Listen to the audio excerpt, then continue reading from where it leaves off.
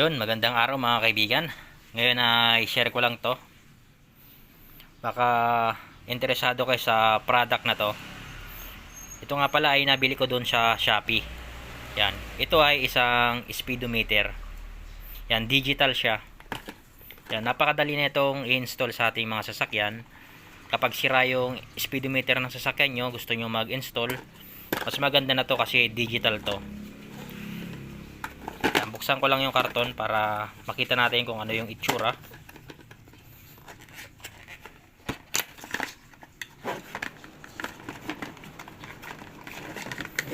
Yan, bali meron siyang kasamang USB cable.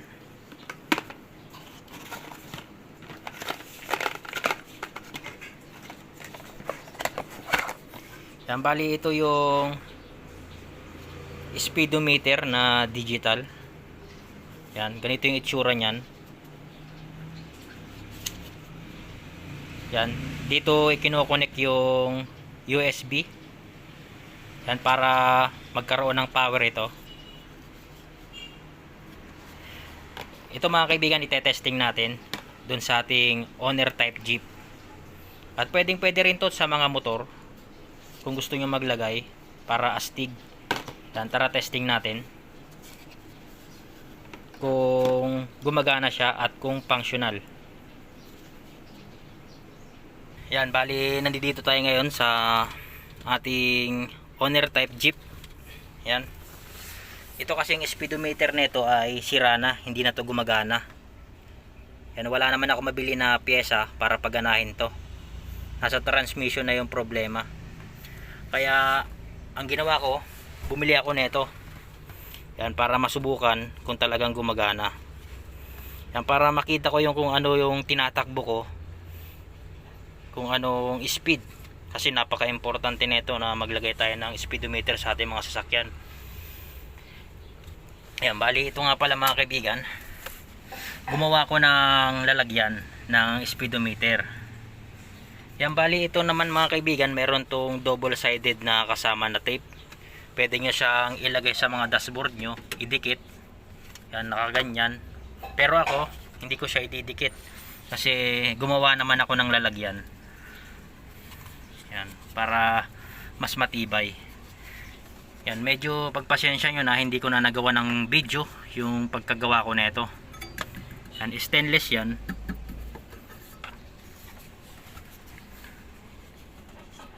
Yan, ipapasok ko lang yan dito sa gilid. Yan, eksakto yan.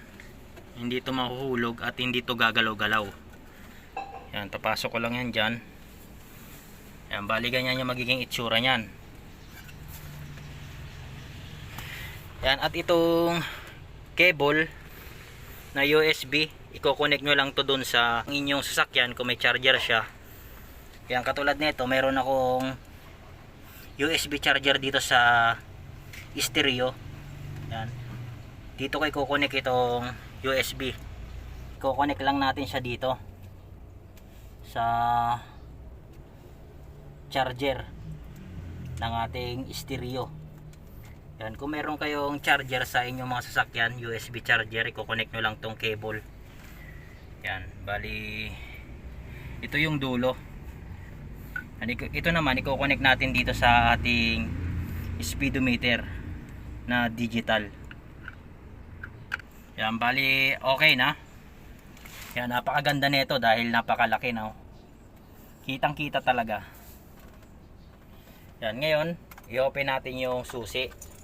Kapag na-open na natin yan, automatic na magbubukas yan. Yan, oh. Yan, bali ganyan yung itsura niyan. Muna, kapag tumakbo kayo, magiging 0 yan. Yung number, lalabas yung number, magiging 0. Yan, naka-open na yung susi kasi naka-open na yung yan, yung charger natin dito sa stereo natin. Yan, pwede to sa motor. Kapag may charger yung motor nyo, kitang-kita mo na talaga kapag nagdra-drive ka kasi nasa harapan. Yan. Hindi tulad nito, may hirapan ka pa na tingnan. Yan. Naging 0 na siya. Hindi pa tayo tumatakbo, naging 0 na yung number, lumabas na. Yan. Ngayon susubukan natin kung gumagana ba talaga, kung nagka-count siya kapag tumatakbo tayo. Ngayon testing natin yung ating speedometer dito sa ating owner type Jeep. Yan.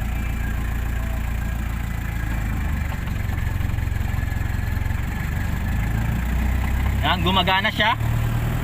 Yan, nagka-count.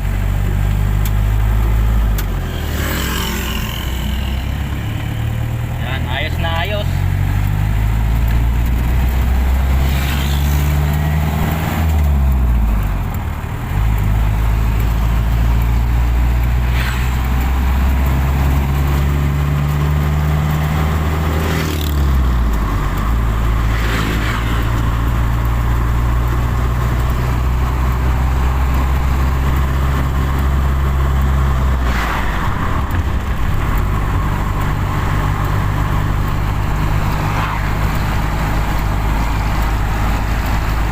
Bale, yun nga mga kaibigan, okay. Ngayon naman mga kaibigan, subukan natin sa ating motor kung tugma siya doon sa speed ng ating motor at dito sa digital. Yan, tara testing natin.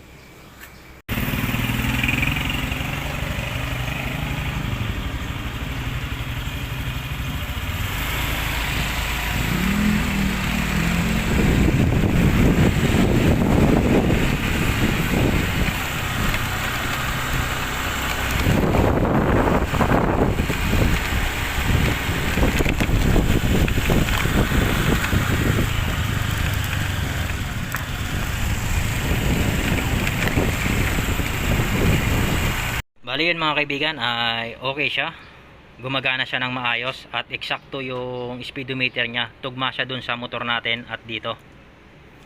Magkaparehas lang sila ng reading sa takbo. At medyo pagpasensya nyo na, hindi ko siya nakunan ng video ng maayos kasi maliwanag, hindi masyadong kita ito. At single hand lang yung ginagawa ko kanina, kaya hindi ako makapag-drive ng maayos at di ko siya makunan ng video. Walang tagahawak kasi ng cellphone. Yan, bali yan. Kung interesado kayo sa speedometer na ito, na GPS, yan, digital, ilalagay ko na lang sa screen. At i-click nyo na lang, mapupunta na kayo dun sa Shopee. Yan, napakamura lang na ito mga kaibigan. Ayan mga kaibigan, bali okay.